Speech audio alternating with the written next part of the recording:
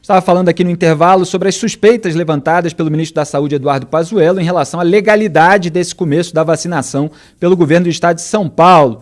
O pessoal estava brincando ontem na internet que o choro é livre, né? Eles ficaram realmente contrariados por não terem conseguido fazer a primeira foto. E aí tem uma sonora do Pazuello sobre esse assunto, produção, pode soltar. As vacinas produzidas pelo Butantan estão contratadas de forma integral e de forma exclusiva para o Ministério da Saúde e para o PNI. Todas, inclusive essa que foi aplicada agora. Isso é uma questão jurídica, que não vou responder agora, porque é a justiça que tem que definir. E o Pazuello disse que o Ministério da Saúde fez o desenvolvimento do Parque Fabril do Butantan em um convênio de mais de 80 milhões de reais. João Dória rebateu, dizendo que São Paulo ainda não recebeu um centavo do governo federal. O governador disse que não confia no Ministério da Saúde. Em dezembro, a Fundação Butantan assinou com o Ministério da Saúde um convênio de 63 milhões e 200 mil reais, não 80 milhões de reais, para a aquisição de equipamentos para o Centro de Produção Multipropósito de Vacinas. Mas o antagonista apurou que o Butantan ainda espera a ajuda federal. Está lá a nota do Cláudio Dantas no site. Apesar do empenho, o valor não foi executado até agora, como mostram os documentos enviados pela ONG Contas Abertas a pedido do site.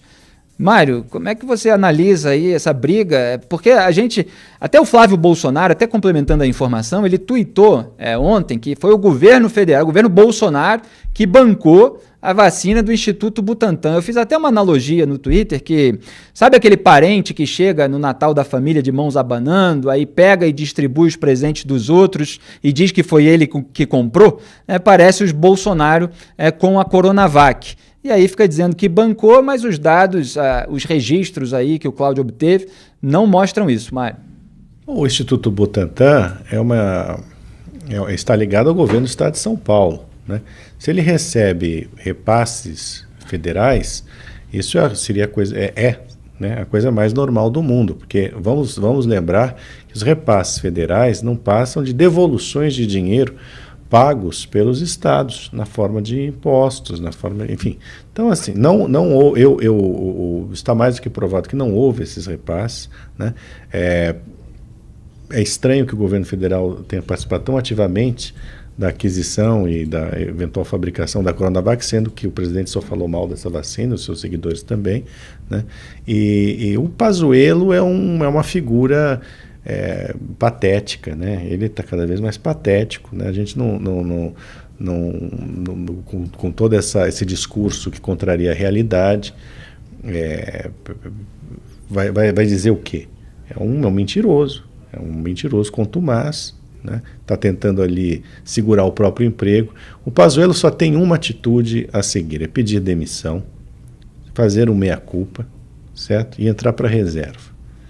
É o que ele devia fazer. Ele está tentando segurar o emprego dele, se dependurando no Bolsonaro de uma maneira vergonhosa. E eu queria ver, na verdade, ali no Ministério da Saúde, nesse momento, alguém realmente capaz de executar essa vacinação em massa, de apagar esse passado ridículo do Pazuello, né? O Pazuello, obviamente, ele apoiou o Bolsonaro em todos os seus movimentos contra a vacina, contra o distanciamento social, né? Não é verdade, nada disso que está dizendo agora é verdade. Quis fazer marketing, como você falou também, né? Só que levou uma passada de perna por um especialista, né? Porque o Dória é um baita do especialista em marketing, né? Construiu a fortuna dele na base do marketing, né? Então, assim, é uma situação muito esdrúxula essa que a gente vive. E eu realmente, assim, esse senhor fez essa sua fama, né, como um grande especialista em logística, e nós estamos assistindo hoje a uma confusão nos estados. A gente noticiou, né, desencontros e ninguém sabe quando é que algumas vacinas serão entregues ou não serão entregues, né? Enfim, a coisa está nesse pé aí. Não tem muito o que comentar, Felipe, eu sempre repito isso, porque a coisa que... Você repete comentando, você que não nota. Não tem complexidade, né? Não tem complexidade. Você tem um bando de trapalhões, de sociopatas, né, no governo federal. Do outro lado você tem oportunistas, né, mas aí o oportunista pelo menos agarra a oportunidade, tenta fazer a coisa certa. E no meio desse tiroteio você tem uma população absolutamente indefesa, e especialmente nas cidades e estados mais pobres, como é o caso do Amazonas, de Manaus, né? Quer dizer, está faltando oxigênio. E você não tem uma palavra do presidente da República de comiseração, né? O presidente da República, se tivesse caráter, né, ele teria pegado um avião e ido a Manaus, né? Ele não visitou um hospital durante a pandemia, né? Não foi ver o que estava acontecendo com os enfermeiros, com os médicos, com os doentes, né? Não foi visitar uma família que perdeu um integrante para a Covid-19. Ou seja, esse sujeito, para além de tudo, ele não tem nem o mínimo exigido, né, de um político, né, que é fingir, né? Pelo menos finge. Né? Finge que tem comiseração, finge que tem pena, piedade, finge que tem solidariedade.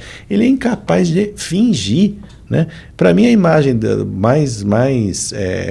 mais eloquente desse governo, nesse combate à pandemia, nesse combate que não houve da parte do governo federal, é o Jair Bolsonaro mostrando uma caixa de cloroquina para um avestruz, que tem o mesmo nível mental dele, se não mais. Né? Aliás, virou meme, né, produção? Tem aquele meme aí do Bolsonaro mostrando a cloroquina para a EMA, não é a EMA do Planalto, enquanto o Dória está lá com o seu marketing, com a sua camisa preta, para a qual o Mário Sabino chamou a atenção, ao lado da enfermeira que foi a primeira pessoa a ser vacinada no Brasil. Aí botaram em cima 2 imagens, valem mais que 1000 mimimis. Então tem aí 2 marqueteiros, mas um está do lado da pessoa sendo vacinada, o outro mostrando medicamento para um animal. Aliás, essa devia ser uma aula de marketing, né? nas faculdades de marketing, né? O marketing errado, o marketing negativo e o marketing positivo. Mas a imagem em si, apenas a imagem do Bolsonaro mostrando uma caixa de cloroquina, ou seja, mostrando um remédio ineficaz para combater a doença, né, para uma EMA ou para as EMAs, né, é de uma estupidez absoluta. Olha que cena patética, olha que cena ridícula, né? A EMA é capaz de dar aula de medicina para esse sujeito, né? Dizendo, olha, isso aqui não funciona não, a gente já tentou. Olha, desculpa, o presidente da República é um cretino, né? Um cretino, tem traços de loucura, né? É um irresponsável, né? É um sujeito que não está nem aí para a saúde da população. Se for buscar alguma coisa racional nisso, só se for para argumentar que ele queria desviar a atenção de denúncia contra o filho dele, e aí ele foi lá mostrar medicamento para a EMA, para fazer notícia no jornal, para o caso da rachadinha ficar embaixo. É o que o pessoal tenta, num esforço racional, de compreender aquele ato aloprado. Eu não tenho criatividade suficiente, mas eu juro, para fazer análise política desse senhor. Não existe análise política, você entendeu? No início até a gente tentava, né? Afinal de contas foi eleito, a gente tem que respeitar a democracia. Vamos ver se consegue fazer alguma coisa boa, dar um conselho, né? Tentar encontrar alguma lógica nos seus movimentos, né? Mas não tem lógica, quer dizer, existe a lógica absolutamente básica, que é comprar apoio no Congresso para evitar impeachment, né? Mas isso aí até uma EMA é capaz de fazer, né? Não precisa ser um gênio da política. Então, assim, é um espanto. Helena, rapidamente, a posição do Eduardo Pazuello, sobre a qual o Mário estava falando, ela me parece uma posição impossível, inconciliável o que ele tenta fazer, porque ele virou assumidamente um sabujo, um capacho de um presidente negacionista, um manda, o outro obedece, foi a frase que ele usou numa das primeiras polêmicas nas quais esteve envolvido ali nessa história recente. Ao mesmo tempo, ele quer posar de combatente da pandemia, de defensor de vacina e de medidas sanitárias que estão sendo recomendadas, e o casamento disso é impossível. E aí ainda tem aquele tempero de militar, que nem gosto de usar essa expressão, é mais milico, né? É uma caricatura do militar. Ele tem algum traço daquela caricatura militar. Eu não quero só generalizar isso para todos os militares, porque ainda há militares decentes, geralmente fora do governo Bolsonaro, de ter aquela vontade de corrigir o comportamento dos outros quando ele está fazendo tudo errado. Esse comportamento de ombudsman, né, que é esse corretor aí da imprensa, no comportamento que ele tem adotado. Então me parece uma posição muito difícil. O que você acha? Eu acho que a permanência do Pazuello no governo se tornou insustentável, né? O Pazuello constrange Bolsonaro, Bolsonaro constrange Pazuello e as Forças Armadas, os secretários de saúde dos estados e dos municípios estão super incomodados com todas as confusões do governo, porque eles querem apresentar resultados à população, eles querem antecipar, começar a vacinação o mais rápido possível, e todas essas atrapalhadas do governo, do Pazuello, né, que se apresenta como um especialista em logística e demonstrou aí dificuldades imensas em viabilizar coisas básicas, como levar uma vacina de São Paulo para o Rio de Janeiro, né, não conseguiram um avião, se tivesse pegado a Via Dutra, teriam chegado bem mais rápido. Enfim, então acho que a permanência dele no governo fica insustentável. Depois da eleição da Câmara, no dia 1º de fevereiro, a gente sabe que vai haver uma reforma ministerial, e eu acho que é inevitável que o Pazuello entre aí nesse pacote de trocas de ministérios, né? Até porque a pressão das Forças Armadas é muito grande, essa confusão toda virou uma dor de cabeça, virou um constrangimento gigantesco para militares do alto comando do Exército, né, de quem está na ativa. Então acho que a tendência é ele tomar o rumo de saída do governo, Felipe.